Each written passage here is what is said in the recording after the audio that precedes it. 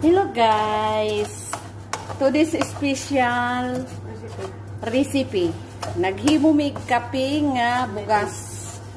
Native coffee. So, bugas na siya guys. Rice na siya nga mong himong kape.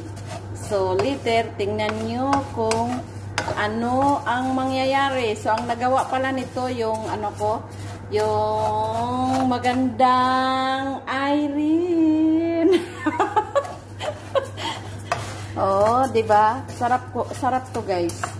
Mas gusto ko tong kape na to kaysa Nescafe. So the result, guys, like this. Oh, 'di ba? Itim na itim. So i-blender namin 'yan. Yan na, guys. Rice coffee. I-blender dayon to.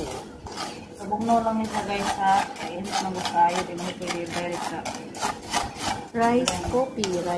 Ayun ito.